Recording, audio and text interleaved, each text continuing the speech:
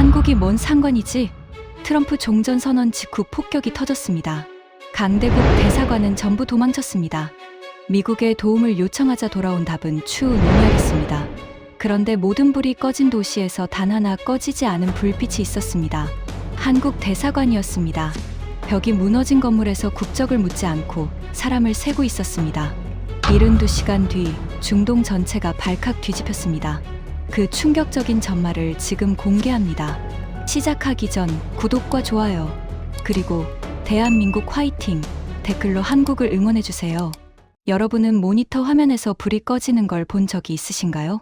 전등이 나가는 것 말고 한 나라의 존재가 사라지는 걸 말하는 겁니다. 저는 그걸 봤습니다. 한꺼번에 12개가 꺼지는 걸요. 제 이름은 나세르 아라시미입니다. 아랍에미리트 외교부 위기대응 총괄국장이고 이 자리에서 일한 지 올해로 28년째입니다. 중동에서 벌어지는 모든 외교적 위기가 제 모니터를 거칩니다. 전쟁이든 테러든 자연재해든 각국 대사관의 상태를 실시간으로 추적하고 어느 나라가 움직이고 어느 나라가 멈췄는지를 분석하는 게 제 일이죠. 28년 동안 수십 건의 위기를 겪었지만 그날만큼 제 손이 떨린 적은 없었습니다.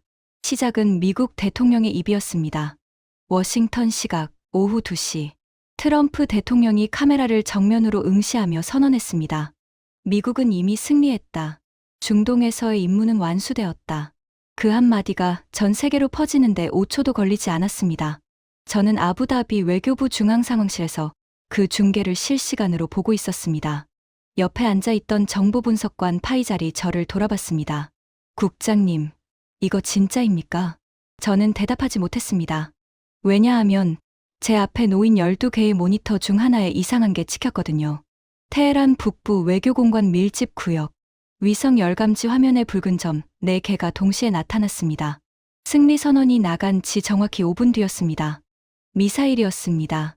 첫 번째 착탄 지점은 테헤란 중심부에서 북동쪽으로 2.7km 떨어진 구역이었습니다. 두 번째는 그보다 더 가까웠죠. 세 번째 착탄을 확인하는 순간 제 심장이 멈추는 것 같았습니다. 네 번째 착탄 지점이 외교공관 밀집 구역 한가운데였거든요. 파이잘이 소리쳤습니다. 외교공관 구역입니다. 직격입니다. 상황실이 순식간에 전쟁터로 변했습니다. 전화기 6대가 동시에 울리기 시작했고 모니터마다 빨간 경고등이 깜빡이기 시작했습니다. 저는 의자에서 벌떡 일어나 중앙 모니터 앞으로 갔습니다. 그 모니터에는 테헤란 주재 각국 대사관의 실시간 상태가 표시되어 있었습니다. 초록색은 정상, 노란색은 경계, 빨간색은 비상. 5분 전까지 전부 초록색이었던 화면이 노란색으로 바뀌기 시작했습니다. 그리고 곧 빨간색이 됐습니다. 하나씩, 도미노처럼. 영국 대사관이 가장 먼저 빨간색으로 변했습니다. 비상 철수 코드가 발령된 겁니다. 3분 뒤 프랑스가 따라갔고 그 뒤를 독일, 이탈리아, 캐나다가 이었습니다.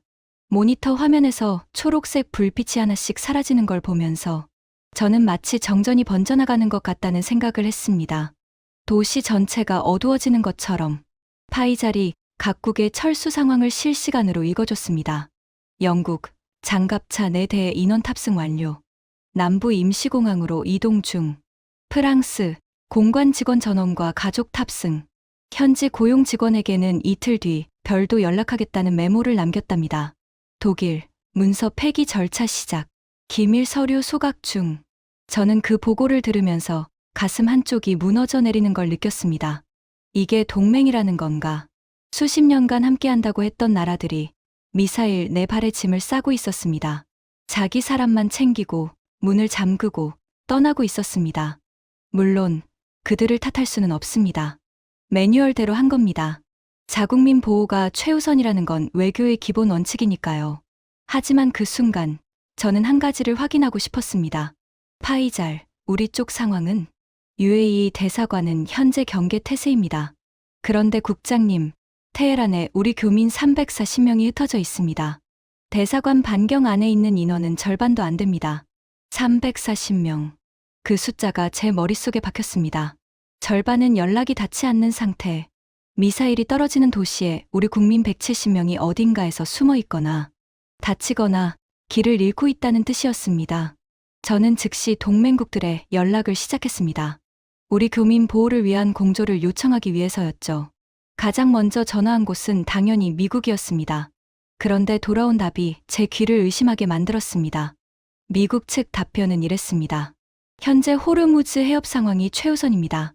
테헤란 내 민간인 보호에 대해서는 추후 논의할 수 있습니다. 추후. 그 단어가 제 귓가에 맴돌았습니다. 저는 28년간 이 자리에서 미국과 수백 번의 통화를 했습니다. 긴급할 때도 있었고 사소할 때도 있었죠. 하지만 우리가 도움을 요청했을 때 추후라는 답을 들은 건 처음이었습니다. 수조 달러를 쏟아부은 관계입니다. 미국 무기를 사고 미국 기지를 허용하고 미국의 중동 정책에 수십 년간 동조해왔습니다. 그런데 우리 국민 340명이 폭격 한복판에 갇혀 있을 때 돌아온 답이 추후입니다. 파이잘이 조심스럽게 물었습니다. 영국은요? 시도해봐. 영국의 답변은 더 짧았습니다. 현재 자국 인력 철수에 집중하고 있습니다. 타국 교민 보호는 개별 국가의 책임입니다.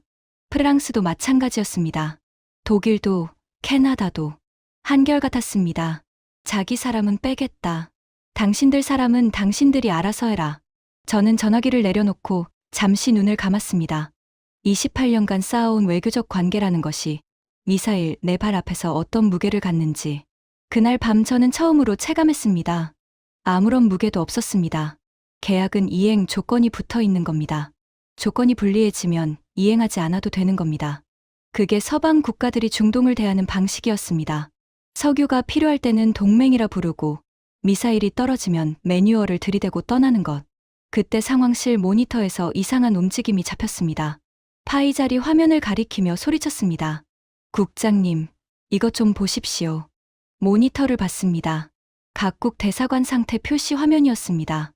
영국 빨간색, 프랑스 빨간색, 독일 빨간색, 이탈리아 빨간색, 캐나다 빨간색, 전부 비상 철수 상태. 그런데 하나가 달랐습니다. 초록색도 빨간색도 아닌 파란색으로 깜빡이는 불빛 하나. 한국 대사관이었습니다. 파란색은 우리 시스템에서 특수한 의미를 가집니다. 비상 철수도 아니고 일반 경계도 아닌 능동적 작전 수행 중이라는 뜻이었습니다. 뭐라고?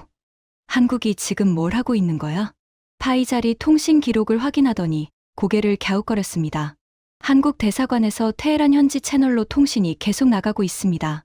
철수 신호가 아닙니다. 반복 통신인데 내용은 위치 확인 요청과 이동 경로 지시입니다. 위치 확인. 누구 위치? 교민입니다.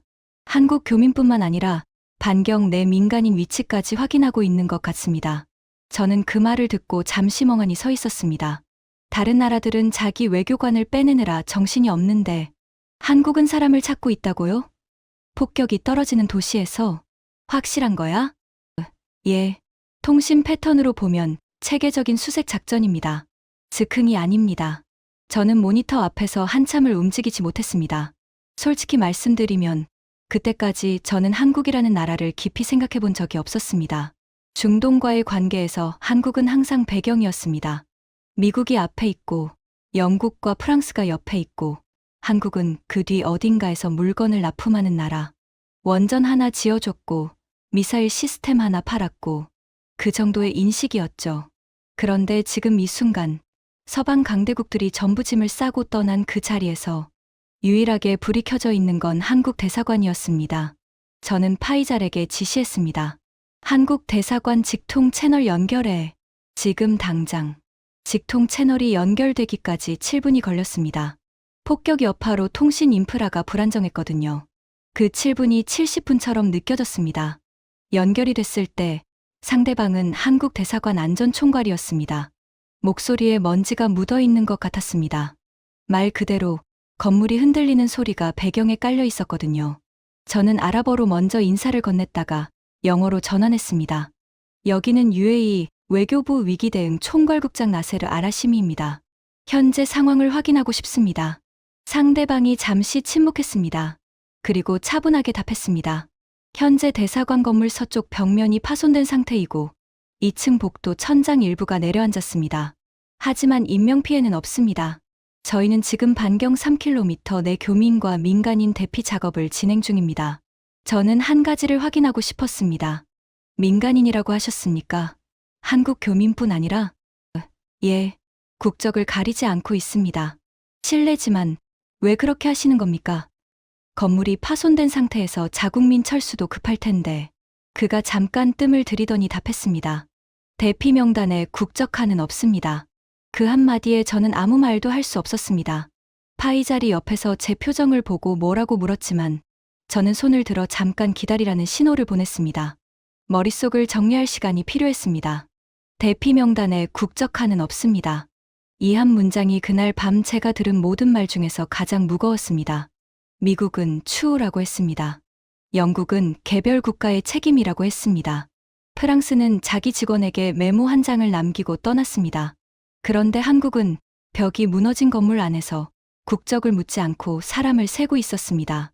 저는 즉시 결정을 내렸습니다. 한국 측에 전달해 주십시오.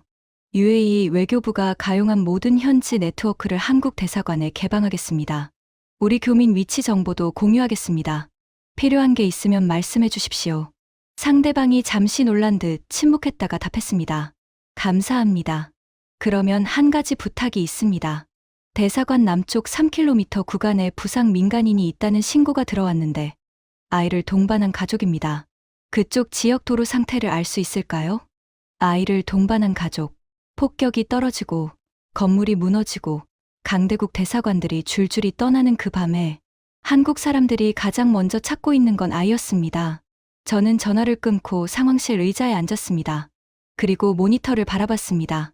12개의 빨간 불빛 사이에서 파란 불빛 하나가 깜빡이고 있었습니다. 파이잘이 조용히 물었습니다. 국장님, 한국이 왜 이러는 겁니까? 저는 솔직히 이해가 안 됩니다. 저도 이해가 되지 않았습니다. 적어도 그 시점에서는요. 하지만 한 가지는 분명했습니다. 오늘 밤 수조 달러짜리 동맹들은 전화 한 통에 추후라고 답하고 떠났고 한국이라는 나라는 벽이 무너진 건물에서 우리 국민의 아이를 찾고 있었습니다. 저는 파이잘에게 말했습니다. 한국 대사관 모니터를 메인 화면으로 올려.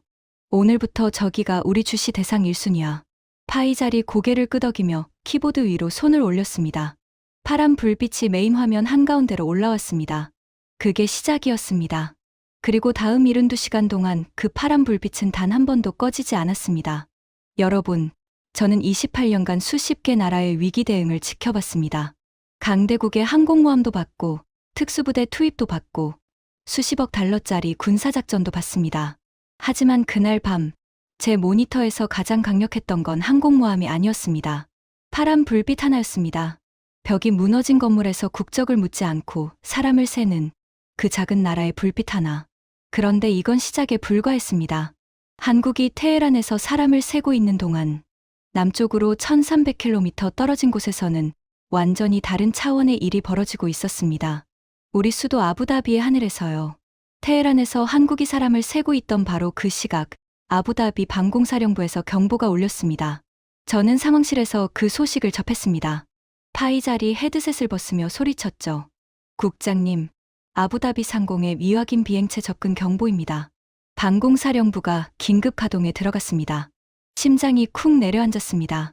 테헤란이 불타고 있는 마당에 우리 수도까지 위협받고 있다는 뜻이었습니다.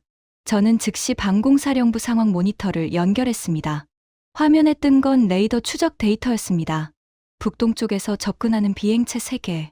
속도와 고도 패턴으로 보아 순항 미사일로 추정됐습니다. 적고도로 빠르게 파고드는 유형. 우리 방공망에서 가장 까다로운 표적이었죠.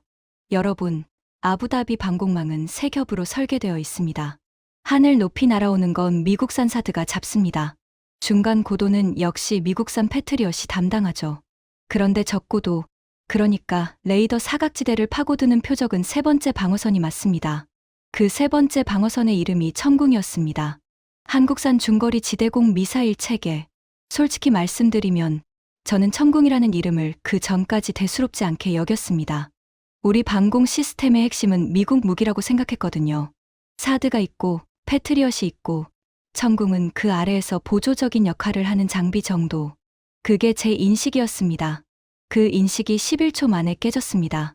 방공사령부 교전 기록에 찍힌 숫자가 그랬습니다. 첫 번째 비행체를 천궁이 포착한 시점부터 요격 미사일이 발사된 시점까지 11초, 탐지에서 발사까지 11초. 파이잘이 그 숫자를 읽더니 고개를 돌렸습니다. 11초요? 확실합니까? 확실했습니다. 저는 그 숫자가 무엇을 의미하는지 즉시 알아챘습니다. 같은 유형의 표적에 대해 미국산 패트리엇의 평균 대응 시간은 22초 안팎입니다. 사드는 교전 영역 자체가 다르니 비교 대상이 아니고요. 천궁이 패트리엇보다 절반의 시간 만에 반응한 겁니다. 11초 대 22초. 숫자로만 보면 11초 차이입니다. 하지만 미사일이 초속 수백 미터로 날아오는 상황에서 11초는 영원입니다. 그 11초가 도시 하나를 살리느냐, 잃느냐의 차이가 될 수 있습니다. 세 개의 비행체 중 첫 번째를 천궁이 잡았습니다. 두 번째도 천궁이 잡았습니다. 세 번째는 궤도가 달라 패트리엇 교전 영역으로 넘어갔는데 패트리엇이 이걸 잡는데 걸린 시간은 24초였습니다. 천궁보다 13초 늦었죠. 저는 모니터 앞에서 한참을 서 있었습니다. 수조 달러를 주고 산 미국 무기가 우리 방공의 핵심이라고 믿어왔는데 정작 가장 위험한 순간에 가장 먼저 반응한 건 한국 무기였습니다. 그런데 제가 진짜 놀란 건 유격 자체가 아니었습니다. 그 다음이었습니다. 천궁이 작동하는 것과 거의 동시에 우리 통신망에서 한국과의 직통 채널이 자동으로 열렸습니다. 방공만이 아니었습니다. 세 가지가 동시에 돌아가기 시작한 겁니다. 하나, 바라카 원전 안전 상태 실시간 확인. 둘, 아부다비 주요 의료 시설 가동 현황 공유. 셋, 군수 보급 경로 실시간 점검. 저는 파이잘을 불렀습니다. 이 채널들, 지금 누가 연 거야? 파이잘이 확인하더니 의아한 표정을 지었습니다. 자동 연결입니다. 미리 설정되어 있었던 것 같습니다. 위기 상황이 감지되면 자동으로 활성화되는 프로토콜인 것 같은데요. 미리 설정되어 있었다. 이 말의 의미를 여러분은 이해하시겠습니까? 이건 위기가 터진 후에 급하게 만든 네트워크가 아니었습니다. 누군가가 평소에 아무 일도 없을 때 이런 날이 올 수 있다는 걸 예상하고 미리 깔아둔 겁니다. 연결만 하면 즉시 작동하도록 설계해둔 회로를 위기 순간에 스위치만 올린 것이었죠. 방공, 원전, 의료. 이 세 가지가 하나의 패키지처럼 동시에 돌아가고 있었습니다. 한국이라는 나라가 우리와 맺은 관계의 실체가 그 순간 모니터 위에 펼쳐진 겁니다. 저는 그걸 보면서 묘한 감정에 빠졌습니다. 미국에게 전화했을 때 돌아온 답은 추우였습니다. 영국은 개별 국가의 책임이라고 했습니다. 그런데 한국은 전화도 하기 전에 이미 시스템이 돌아가고 있었습니다. 우리가 요청하기도 전에 파이잘이 넋을 놓고 모니터를 보다가 중얼거렸습니다. 한국이 우리한테 무기만 판 게 아니었군요. 맞는 말이었습니다. 천궁 미사일 한 발, 바라카 원전 한 기, 의료 채널 하나. 따로 떼어놓으면 각각 무기이고 발전소이고 통신 장비일 뿐입니다. 하지만 그것들이 전부 하나의 신뢰 위에 얹혀 있을 때, 그때 비로소 시스템이 됩니다. 위기 순간에 스위치 하나로 전부 작동하는 시스템. 한국은 우리에게 물건을 판 게 아니었습니다. 시스템을 심어둔 겁니다. 아부다비 하늘이 안전해진 직후 바다에서 새로운 위기가 터졌습니다. 호르무즈 해협. 세계 원유 수송량의 5분의 1이 지나가는 좁은 물길. 거기에 기뢰가 깔리기 시작한 겁니다. 처음 탐지된 건 3개였습니다. 다음 날 8개가 추가됐고 사흘째에는 14개가 더 발견됐습니다. 총 25개. 해협 동쪽 진입로를 가로막고 있었죠. 여러분, 기뢰라는 게 얼마나 무서운 물건인지 아십니까? 수중에 떠있는 폭탄입니다. 20만 톤짜리 유조선이 그 위를 지나가면 한 방에 끝입니다. 선장 입장에서 기뢰가 깔린 해협을 통과하겠다고 결정하는 건 사형 선고에 사인하는 것과 같습니다. 당연히 아무도 움직이지 않았죠. 하루 만에 유조선 18척이 운항을 중단했습니다. 이틀째에는 32척이 추가로 멈췄습니다. 원유가 안 움직이면 어떻게 됩니까? 런던 브렌트유 선물 가격이 이틀 만에 35% 폭등했습니다. 뉴욕, 도쿄, 서울, 프랑크푸르트. 전 세계 증시가 공포에 빠졌습니다. 우리 UAE 입장에서는 생존의 문제였습니다. 원유 수출이 멈추면 나라 경제가 멈춥니다. 하루에도 수십억 달러가 증발하고 있었습니다. 미 해군 제어함대가 기뢰 제거 작전에 나섰습니다. 항공모함 전단까지 출동한 대규모 작전이었죠. 소해함 4척이 투입됐고 영국이 소해함 1척을 추가로 보냈습니다. 서방 동맹국들의 총력전이었습니다. 그런데 진전이 없었습니다. 기뢰 하나를 찾아서 무력화하는데 최소 8시간에서 12시간이 걸렸습니다. 그런데 매일 밤 새로운 기뢰가 추가로 투하되고 있었습니다. 바가지로 물을 퍼내는데 구멍이 계속 뚫리는 것과 같았죠.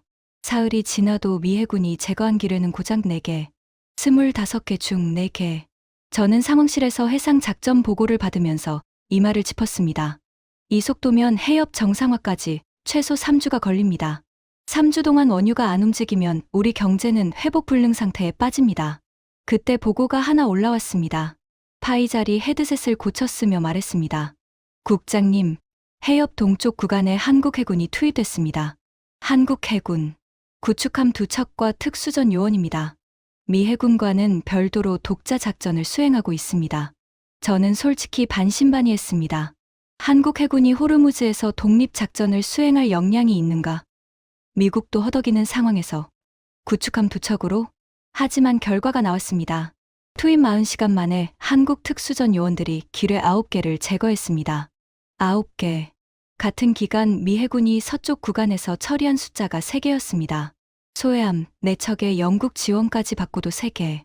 한국은 구축함 2척으로 9개. 저는 그 숫자를 2번 확인했습니다. 3번째 확인할 때는 파이잘도 옆에서 같이 보고 있었습니다. 이거 맞는 겁니까? 방공사령부 해상감시 데이터와 교차 확인했습니다. 맞습니다. 어떻게 이게 가능한 겁니까? 세계 최강 해군이라는 미국이 못한 걸 한국이 2배, 3배 속도로 해낸 겁니다. 답은 나중에 알게 됐습니다. 한국 해군은 이 바다를 이미 알고 있었습니다. 청해부대, 아덴만 해적 퇴치를 위해 10년 넘게 이 해역에 파견되어 온 한국 해군 부대입니다. 소말리아 해적 추적, 납치 선박 구출, 민간 상선 호위, 이런 임무를 수행하면서 이 바다의 조류를, 수심을, 위협이 어디서 오는지를 몸으로 익힌 사람들이었습니다. 기뢰 제거라는 건 장비만 좋다고 되는 일이 아닙니다. 수중에 떠 있는 폭탄을 건드리지 않고 접근해서 정확하게 무력화시키는 작업입니다. 한 번의 실수가 수십 명의 목숨과 직결되죠. 그 바다를 아는 사람이 해야 하는 일입니다. 한국 해군은 그 바다를 알았습니다. 저는 상황실에서 한국 해군 작전 경과를 보면서 아까 아부다비 하늘에서 천궁이 보여준 11초를 떠올렸습니다. 하늘에서도 바다에서도 같은 패턴이었습니다. 한국은 가장 비싼 장비를 가진 게 아니라 가장 정확하게 준비된 상태였습니다. 파이잘이 해상 보고서를 정리하면서 혼잣말을 했습니다. 미국은 항공모함 5척을 보냈고 한국은 구축함 2척을 보냈습니다. 그런데 지금 누가 해협을 열고 있습니까? 저는 그 질문에 대답하지 않았습니다. 대답할 필요가 없었으니까요. 위기 나흘째. 저는 상황실 모니터 배치를 바꿔야 했습니다. 한국 관련 화면이 하나로는 부족해졌거든요. 처음에는 테헤란 대사관 상황만 추적하면 됐습니다.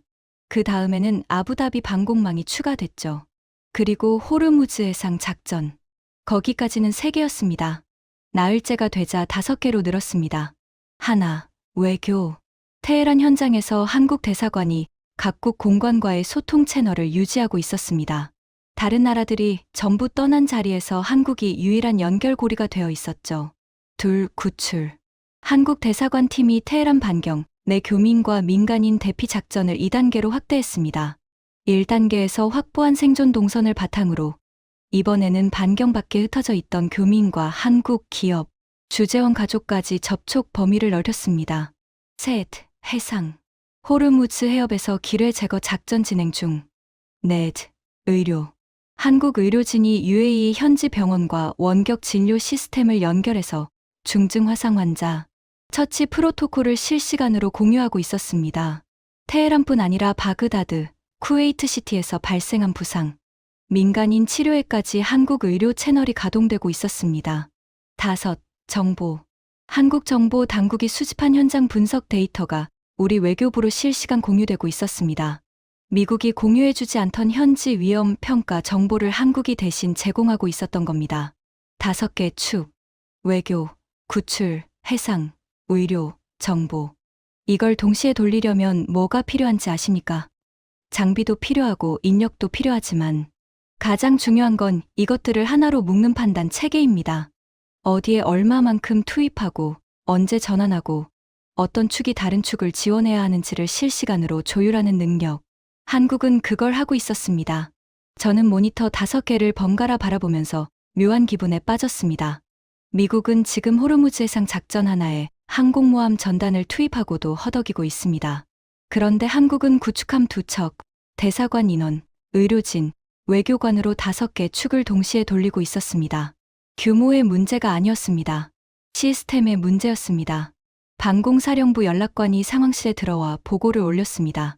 국장님, 한국 측에서 아부다비 방공 데이터와 호르무즈 해상 데이터를 통합 분석한 보고서를 보내왔습니다. 우리가 요청하지 않았는데요. 뭐라고? 보고서를 열어봤습니다. 제목이 이랬습니다. 중동 복합위기 통합위험평가. 한국 측이 자체적으로 작성한 분석이었습니다. 내용을 읽는 순간 저는 등줄기가 서늘해지는 걸 느꼈습니다. 미국이 이 상황을 군사작전과 에너지 시장이라는 2개의 축으로 보고 있었다면 한국은 이걸 하나의 시스템 붕괴로 읽고 있었습니다. 폭격은 건물만 무너뜨리는 게 아니라 병원을 마비시킨다. 기뢰는 원유만 막는 게 아니라 의약품 수송을 끊는다. 난민 이동은 치안만 흔드는 게 아니라 식수와 전력 공급망을 동시에 압박한다. 전부 연결되어 있다. 그래서 대응도 통합적이어야 한다. 이게 한국 측 보고서의 핵심이었습니다. 저는 파이자를 돌아봤습니다. 미국은 이 상황을 전투로 보고 있어. 한국은 이걸 재난으로 보고 있더군. 파이잘이 고개를 갸웃거렸습니다. 뭐가 다릅니까? 전투로 보면 승리와 패배가 있어. 이기면 끝나고 지면 물러나면 돼. 그런데 재난으로 보면 달라. 재난에는 승자가 없어. 살아남은 사람이 있을 뿐이지. 파이잘이 잠시 생각하더니 고개를 끄덕였습니다. 한국은 사람을 살리려는 거고 미국은 전쟁을 이기려는 거군요. 정확했습니다. 같은 위기, 같은 시간, 완전히 다른 눈. 그 차이가 결과를 가르고 있었습니다. 그날 저녁 외신 보도가 쏟아지기 시작했습니다. 로이터가 먼저 기사를 냈습니다. 한국을 두고 이런 표현을 썼죠. 전투를 과시하지 않으면서 전 영역을 동시에 운영하는 국가. BBC가 뒤를 이었고 알자지라도 비슷한 톤으로 보도했습니다. 프랑스 르몽드는 좀 더 직접적이었습니다. 한국은 중동에서 총을 쏘지 않았지만 가장 많은 것을 동시에 해내고 있다. 영국 외교부 중동 담당 차관보가 비공식 브리핑에서 흘린 발언이 외교 채널을 통해 들어왔습니다. 한국의 위기 대응은 우리의 교범을 다시 쓰게 만들 수준이다. 저는 그 보도들을 읽으면서 28년간 제가 가지고 있던 세계관이 균열을 일으키는 걸 느꼈습니다. 강대국이 세계를 지킨다. 미국이 방패이고 영국과 프랑스가 옆에 서고 나머지는 뒤에서 따른다. 그게 제가 알던 질서였습니다. 그런데 위기가 오자 방패가 먼저 떠났고 뒤에 있던 나라가 앞으로 나왔습니다. 한국이라는 나라가요. 위기 닷새째. 새벽 3시. 저는 상황실에서 잠깐 눈을 붙이려다 잠이 오지 않았습니다. 모니터를 바라보면서 한 가지 질문이 머리에서 떠나지 않았습니다. 한국은 왜 이러는 걸까? 이건 이해관계로 설명이 안 됐습니다. 한국은 중동에서 석유를 수입하는 나라이지 중동을 보호해야 할 의무가 있는 나라가 아닙니다. 미국처럼 기지가 있는 것도 아니고 영국처럼 식민지 역사가 있는 것도 아닙니다. 군사적으로도 외교적으로도 한국이 이 위기에서 이 정도로 움직여야 할 이유는 없었습니다. 그런데 움직이고 있었습니다. 그것도 누구보다 빠르게, 누구보다 넓게. 왜? 저는 잠이 오지 않는 새벽에 아버지를 떠올렸습니다. 제 아버지 사이드 아라시미는 1976년 아부다비 항만청 건설 감독관이었습니다. 당시 UAE는 독립한 지 5년밖에 안 된 젊은 나라였죠. 석유는 나왔지만 기반 시설은 아무것도 없었습니다. 도로도, 항만도, 빌딩도 전부 처음부터 만들어야 했습니다. 그 현장에 한국 사람들이 왔습니다. 아버지가 살아계실 때 자주 하시던 이야기가 있었습니다. 제가 어릴 때 들은 이야기라 세부는 다를 수 있지만 골격은 이렇습니다. 1976년 여름, 아부다비 항만 공사 현장, 섭씨 53도. 아버지는 감독관으로서 여러 나라 건설 인력을 관리하고 있었습니다. 인도 노동자도 있었고, 파키스탄 노동자도 있었고, 한국 노동자 120명도 있었습니다. 아버지는 처음에 한국이라는 나라를 잘 몰랐다고 했습니다. 지도에서 찾으려면 한참 걸렸다고. 그런데 현장에서 한국 사람들은 달랐습니다. 아버지가 가장 먼저 눈여겨본 건 시간이었습니다. 다른 나라 노동자들이 새벽 5시에 일어날 때 한국 사람들은 4시 반에 이미 현장에 나와 있었습니다. 그런데 더 일찍 온다고 더 좋은 건 아니잖아요? 중요한 건 왜 일찍 나오느냐는 겁니다. 한국 사람들은 그 30분 동안 전날 작업 상태를 점검했습니다. 콘크리트 양생 상태를 확인하고 철근 배치를 재검토하고 장비 상태를 미리 체크했습니다. 남들보다 30분 일찍 와서 30분 더 일한 게 아니라 그 30분으로 하루 전체의 효율을 높인 겁니다. 아버지가 그걸 보고 한국인 현장 반장에게 물었답니다. 왜 매일 이렇게 일찍 나옵니까? 반장이 대답했습니다. 어제 부은 콘크리트가 제대로 굳었는지 확인해야 합니다. 오늘 위에 쌓을 거니까요. 다른 팀은 그냥 위에 쌓던데 우리는 그렇게 못합니다. 아래가 부실하면 위가 무너집니다. 그건 우리가 책임져야 할 일입니다. 아래가 부실하면 위가 무너진다. 아버지는 그 말을 여러 번 제게 반복하셨습니다. 그런데 아버지가 정말 잊지 못한 장면은 따로 있었습니다. 어느 날 오후 섭씨 55도를 넘기는 극한의 더위 속에서 한국인 노동자 한 명이 쓰러졌습니다. 열사병이었죠. 다른 나라 팀이었으면 그 인원을 옮기고 작업을 계속했을 겁니다. 현장에서 사람이 쓰러지는 건 드문 일이 아니었으니까요.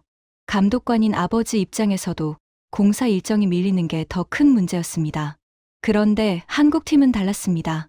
쓰러진 동료를 발견한 순간 120명 전원이 작업을 멈췄습니다. 반장이 지시하기도 전에 옆에 있던 사람이 물을 가져왔고 2명이 그늘로 옮겼고 1명이 병원까지의 거리를 확인하기 시작했습니다. 아버지가 달려가서 말했습니다. 1명이 데려가면 되잖아. 나머지는 작업해. 한국인 반장이 고개를 저으며 답했습니다. 안 됩니다. 우리는 같이 왔습니다. 1명이 쓰러지면 전부 멈추는 겁니다. 전부 멈춘다. 1명이 쓰러지면 120명이 멈춘다. 아버지는 그 장면을 보고 처음에는 화가 났다고 했습니다. 공사가 지연되니까요. 그런데 나중에 깨달았다고 했습니다. 그날 이후 한국팀에서는 열사병 환자가 1명도 더 나오지 않았다고. 왜냐하면 그날 사건 이후 한국 사람들이 서로의 상태를 수시로 확인하기 시작했거든요. 옆 사람 얼굴이 벌개지면 강제로 쉬게 했고, 물을 마시지 않으면 억지로 먹였고, 혼자 떨어져서 작업하는 사람이 없도록 항상 둘 이상이 함께 움직였습니다. 1명을 살리기 위해 120명이 멈춘 그 판단이 결국 120명 전원을 살린 겁니다. 아버지는 돌아가시기 전에 저한테 이런 말씀을 남기셨습니다. 나세르, 내가 평생 많은 나라 사람들과 일했다. 잘하는 사람은 많았어. 빠른 사람도, 부지런한 사람도. 하지만 한국 사람들은 달랐어. 그들은 돈 때문에 온 게 아니야. 약속 때문에 온 거야. 맡은 일은 끝까지 한다는 약속. 같이 온 사람은 같이 데려간다는 약속. 그 약속을 지키는 사람들이야. 기억해라. 저는 그 말씀을 어릴 때부터 들었지만 솔직히 그냥 아버지 세대의 향수라고 생각했습니다. 50년 전 사막에서 콘크리트를 부었던 노동자들의 이야기가 지금 시대에 무슨 의미가 있겠냐고. 그런데 새벽 3시 모니터 5개를 바라보면서 깨달았습니다. 테헤란에서 국적을 가리지 않고 사람을 세는 한국 대사관. 아부다비 하늘을 11초 만에 지킨 천궁. 호르무즈 해협에서 40시간 만에 기뢰 9개를 제거한 특수전 요원들. 요청하기도 전에 작동한 방공원전 의료 통합 네트워크. 누구보다 정확하게 위기의 본질을 읽어낸 통합 분석 보고서. 이것들이 어디서 온 건지 그제야 이해가 됐습니다. 50년 전 사막에서 1명이 쓰러지면 120명이 멈추던 그 사람들. 아래가 부실하면 위가 무너진다며 새벽 4시 반에 현장에 나오던 그 사람들. 맡은 일은 끝까지 하고 같이 온 사람은 같이 데려간다던 그 사람들. 그들의 손자, 손녀들이 지금 똑같은 일을 하고 있었습니다. 사막 대신 전쟁터에서, 콘크리트 대신 미사일을 다루면서. 하지만 본질은 같았습니다. 1명이 쓰러지면 전부 멈춘다. 아래가 부실하면 위가 무너진다. 맡은 일은 끝까지 한다. 저는 모니터를 바라보며 속으로 중얼거렸습니다. 아버지, 맞았습니다. 한국은 달랐습니다. 그때 파이잘이 급하게 들어왔습니다. 표정이 심상치 않았습니다. 국장님, 워싱턴발 속보입니다. 보셔야 합니다. 그가 내민 태블릿 화면에 떠 있는 건 워싱턴 포스트 기사 제목이었습니다. 기사를 읽기 시작하는 순간, 저는 28년 외교관 경력에서 가장 큰 분노를 느꼈습니다. 워싱턴 포스트 기사의 내용은 이랬습니다. 트럼프 대통령의 중동 종전 선언이 군사적 판단이 아니라 정치적 계산이었다는 정황. 중간 선거를 앞두고 지지율 반등을 위해 종전 연출 타이밍을 역산했다는 백악관 내부 문서의 존재, 그리고 출구 전략 일정이 선거 일정과 정확히 겹친다는 분석. 하지만 저를 진짜 분노하게 만든 건 기사 후반부였습니다. 테헤란 외교공관 구역 위험도 평가 보고서, 폭격 사흘 전에 작성된 미국 내부 문서였습니다. 해당 구역이 여전히 교전 가능 범위에 있다는 경고가 명시되어 있었습니다. 그런데 이 보고서가 백악관 브리핑에 반영된 흔적이 없었습니다. 위험 경고가 올라갔지만 누군가 그걸 묻은 겁니다. 승리 선언의 서사를 깨뜨리지 않기 위해서. 여러분, 이게 무슨 뜻인지 아시겠습니까? 한국 대사관이 폭격 반경 안에 있었던 건 운이 나빴던 게 아닐 수 있다는 겁니다. 그 구역이 위험하다는 걸 미국은 알고 있었습니다. 하지만 종전선언 타이밍을 위해 경고를 묻어버린 겁니다. 우리 UAE 교민 340명이 위험 구역에 있었던 것도 마찬가지입니다. 미국은 알고 있었습니다.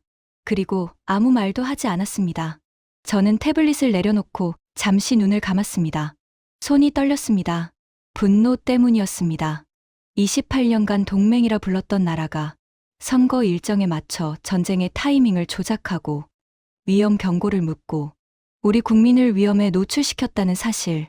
수조 달러를 주고 산 동맹의 진짜 가격이 이거였습니다. 파이잘이 조심스럽게 물었습니다. 한국 측은 이 사실을 알고 있을까요? 정보 역량으로 볼 때 이미 파악했을 가능성이 높아. 그런데 왜 아무 말이 없죠? 그 질문에 저는 답을 알고 있었습니다. 하지만 입 밖에 내기까지 시간이 걸렸습니다. 한국은 지금 말할 시간에 사람을 살리고 있으니까. 파이잘이 저를 바라봤습니다. 그의 눈에 뭔가가 번졌습니다. 수긍이었을 수도 있고 부끄러움이었을 수도 있습니다. 생각해 보십시오. 한국 대사관은 미국의 정치적 계산 때문에 폭격 반경 안에 놓였습니다. 벽이 무너지고 천장이 내려앉고 직원들이 먼지와 파편 속에서 일해야 했습니다. 그런데 한국은 미국을 향해 항의 한마디 하지 않았습니다. 비난도, 해명 요구도, 성명 발표도 없었습니다. 대신 뭘 했습니까? 계속 사람을 살렸습니다. 계속 기뢰를 제거했습니다. 계속 하늘을 지켰습니다. 계속 의료 채널을 운영했습니다. 계속 외교 채널을 유지했습니다.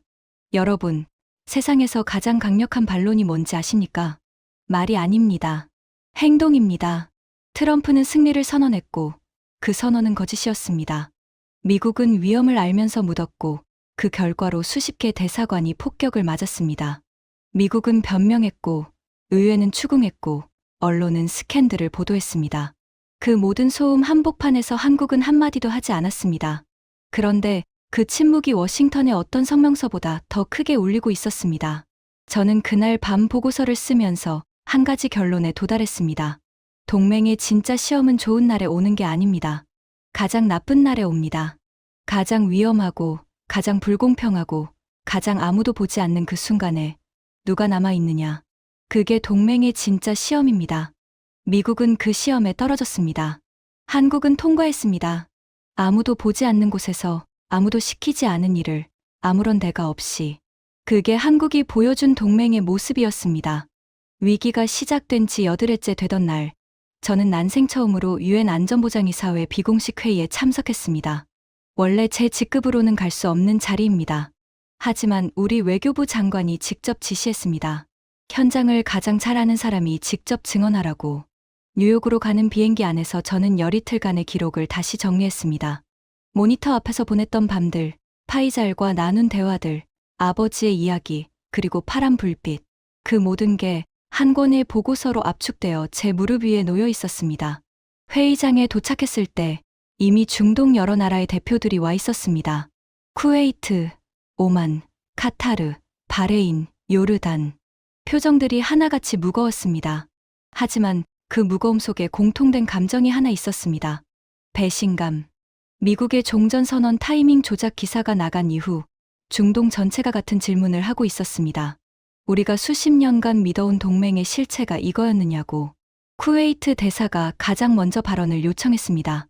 그는 회의장을 둘러보며 차분하게 말했습니다. 이번 위기에서 우리 지역 민간인을 가장 먼저, 가장 체계적으로 보호한 국가가 어디인지 이 자리에 계신 모든 분이 알고 계실 겁니다. 한국이라는 이름을 직접 거론하지 않았습니다. 하지만 회의장 안에 있는 누구도 다른 나라를 떠올리지 않았습니다. 오만 대표가 뒤를 이었습니다. 우리는 위기가 왔을 때 전화를 걸었습니다. 어떤 나라는 받지 않았고 어떤 나라는 추우라고 답했습니다. 그런데 전화를 걸기도 전에 이미 움직이고 있던 나라가 있었습니다. 카타르 대표도 발언했습니다. 호르무즈 해협이 닫히면 우리 경제가 멈춥니다. 그 해협을 연 건 항공모함 5척이 아니었습니다. 구축함 2척이었습니다. 바레인 대표가 마지막으로 덧붙였습니다. 이번 사태에서 우리가 배운 건 하나입니다. 동맹의 크기는 함대의 크기가 아닙니다. 위기의 순간에 누가 남아있느냐, 그게 동맹의 크기입니다. 저는 그 발언들을 들으면서 가슴이 뜨거워지는 걸 느꼈습니다. 중동 5나라가 한자리에서 같은 이야기를 하고 있었습니다. 사전에 조율한 게 아니었습니다. 각자가 각자의 현장에서 같은 것을 목격한 겁니다.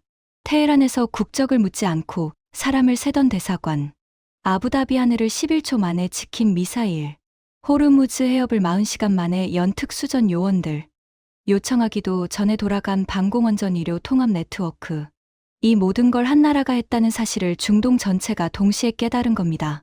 제 차례가 왔을 때 저는 준비한 보고서를 펼쳤습니다. 하지만 첫 문장을 읽다가 멈췄습니다. 보고서에 적힌 외교적 문장들이 갑자기 너무 가볍게 느껴졌거든요. 저는 보고서를 덮고 그냥 말했습니다. 제가 본 것을. 저는 아부다비 외교부 중앙상황실에서 여드레 동안 모니터를 지켜봤습니다. 12개의 불빛이 하나씩 꺼지는 걸 봤습니다. 강대국들이 하나씩 떠나는 걸 봤습니다. 그리고 마지막까지 남아있던 파란 불빛 하나를 봤습니다. 회의장이 조용해졌습니다. 그 불빛의 주인은 한국이었습니다. 벽이 무너진 건물에서 우리 아이를 찾고 있던 나라. 우리 하늘을 가장 먼저 지킨 나라. 우리 바다를 가장 빨리 연 나라. 우리가 전화하기도 전에 이미 움직이고 있던 나라. 저는 잠시 말을 멈추고 숨을 고른 뒤 이어 말했습니다. 저는 28년간 동맹이라는 단어를 수천 번 들었습니다. 조약 문서에서, 정상회담 성명에서, 무기 계약서에서. 하지만 이번에 제가 배운 건 이겁니다. 동맹은 서명하는 게 아닙니다. 동맹은 남아있는 겁니다. 가장 위험한 순간에, 가장 아무도 보지 않는 곳에서, 가장 아무런 데가 없이 남아있는 것. 그게 동맹입니다. 회의장에서 박수가 나왔습니다. 외교회의에서 박수가 나오는 건 극히 드문 일입니다. 더구나 비공식 회의에서는요. 하지만 그날은 나왔습니다. 회의가 끝난 뒤 복도에서 쿠웨이트 대사가 저를 불러 세웠습니다. 그는 제 손을 잡으며 말했습니다. 아라시미 국장, 당신이 한 말이 오늘 이 회의장에서 가장 정확한 말이었습니다. 저는 고개를 저었습니다. 제가 한 말이 아닙니다. 한국이 보여준 겁니다. 저는 그걸 본 것뿐입니다. 뉴욕에서 아부다비로 돌아온 날, 저는 외교부에 보고서를 제출했습니다. 제목은 이랬습니다. 중동 위기 이후 동맹 신뢰 구조 재평가. 결론은 명확했습니다. 한국과의 관계를 전략적 동반자 수준에서 핵심 동맹 수준으로 격상해야 한다. 이것은 외교적 수사가 아니라 이번 위기에서 검증된 실전 평가에 기반한 권고이다. 보고서를 제출하고 사무실로 돌아왔을 때 파이잘이 기다리고 있었습니다. 국장님, 한국 대사관에서 연락이 왔습니다. 뭐래? 특별한 건 아니고요. 테헤란 구출 작전 최종 결과를 알려왔습니다. 파이잘이 수치를 읽어줬습니다. 한국 대사관 팀이 72시간 동안 대피시킨 인원. 한국 교민 87명. 그리고 타국 민간인 214명. 합계 301명. 214명. 한국 교민이 아닌 사람을 214명이나 구한 겁니다. 그중 UAE 국적자가 43명이었습니다. 제가 미국에 전화해서 추우라는 답을 들었을 때 바로 그 시간에 한국은 우리 국민 43명을 포함한 214명의 타국 민간인을 구하고 있었습니다. 저는 그 숫자를 들으면서 눈시울이 뜨거워지는 걸 참았습니다. 국장이라는 직책이 감정을 드러내기 어렵게 만들거든요. 하지만 솔직히 말하면 참기 어려웠습니다. 43명. 우리가 이름을 모르는 한국 외교관들과 특수요원들이 벽이 무너진 건물에서 미사일이 떨어지는 거리에서 우리 국민 43명을 구했습니다. 우리가 부탁한 것도 아닙니다. 계약에 명시된 것도 아닙니다. 그냥 한 겁니다. 대피 명단에 국적하는 없다면서. 파이잘이 조심스럽게 물었습니다. 국장님, 한국 측에 공식 감사 서한을 보내야 하지 않겠습니까? 당연하지. 근데 서한으로 될 일이 아니야. 저는 잠시 생각하다가 결정했습니다. 내일 한국 대사를 만나자. 직접. 다음 날 오후, 저는 아부다비 주재 한국 대사관을 방문했습니다. 28년간 이 자리에서 일하면서 한국 대사관을 직접 방문한 건 처음이었습니다. 부끄러운 일입니다. 50년 넘게 이어져 온 관계인데 저는 한 번도 직접 가본 적이 없었거든요. 대사관에 들어섰을 때 로비에 사진 하나가 걸려 있었습니다. 흑백 사진이었습니다. 사막 한가운데 헬멧을 쓴 남자들이 콘크리트를 붓고 있는 장면. 1970년대 중동 건설 현장 사진이었습니다. 저는 그 사진 앞에서 멈춰 섰습니다. 아버지가 말씀하시던 그 현장이 바로 여기에 걸려 있었습니다. 50년 전 섭씨 53도 사막에서 콘크리트를 부었던 사람들. 한 명이 쓰러지면 120명이 멈추던 사람들. 한국 대사가 로비로 나와 저를 맞았습니다. 악수를 하는데 그의 손이 따뜻했습니다. 아주 단순한 감각인데 그 온기가 이상하게 오래 남았습니다. 대사 집무실에서 차를 마시며 이야기를 나눴습니다. 저는 이번 위기에서 한국이 보여준 모든 것에 대해 감사를 전했습니다. 대사는 겸손하게 고개를 숙였습니다. 당연한 일을 했을 뿐입니다. 당연한 일. 미국은 추후라고 했고, 영국은 개별 국가의 책임이라고 했고, 프랑스는 메모 한 장 남기고 떠났습니다. 그런데 한국에게는 사람을 살리는 게 당연한 일이었습니다. 저는 한 가지를 더 물었습니다. 대사님, 솔직하게 여쭤봐도 되겠습니까? 미국의 종전선언, 타이밍 조작 때문에 귀국 대사관이 폭격 반경에 놓인 거 알고 계셨습니까? 대사가 잠시 침묵했습니다. 그리고 미소를 지으며 답했습니다. 아라시미 국장님, 우리는 그 시간에 다른 일을 하고 있었습니다. 다른 일, 사람을 살리는 일. 저는 더 이상 묻지 않았습니다. 대사관을 나서면서 저는 로비의 흑백 사진을 다시 한번 바라봤습니다. 50년 전 사막에서 콘크리트를 붓고 있는 한국 노동자들. 그리고 그 옆에 서 있는 아랍인 감독관. 혹시 저 감독관이 제 아버지일 수도 있겠다는 생각이 스쳤습니다. 사진이 너무 작아서 확인할 수는 없었지만 그래도 좋았습니다. 아버지가 거기 있었을 수도 있다는 것만으로. 대사관 밖으로 나왔을 때 아부다비의 오후 햇살이 눈부셨습니다. 50년 전이나 지금이나 같은 햇살이었겠죠. 그 아래서 한국 사람들은 50년 전에는 콘크리트를 부었고 지금은 미사일을 맞고 기뢰를 제거하고 사람을 구하고 있었습니다. 도구는 바뀌었습니다. 하지만 본질은 같았습니다. 맡은 일은 끝까지 한다. 같이 온 사람은 같이 데려간다. 한 명이 쓰러지면 전부 멈춘다. 그게 한국이라는 나라의 약속이었고 그 약속은 50년 동안 한 번도 깨지지 않았습니다. 여러분, 저는 사무실로 돌아가면서 아버지가 남기신 마지막 말씀을 떠올렸습니다. 한국 사람들은 돈 때문에 온 게 아니야. 약속 때문에 온 거야. 기억해라. 아버지, 저는 기억했습니다. 그리고 이제는 압니다. 50년 전 사막에서 콘크리트를 부었던 손과 지금 전쟁터에서 아이를 안고 뛰는 손이 같은 손이라는 걸. 동맹은 계약서에 있지 않습니다. 서명에 있지 않습니다. 함대의 크기에도, 무기의 성능에도, 수조 달러의 투자에도 있지 않습니다. 동맹은 기억에 있습니다.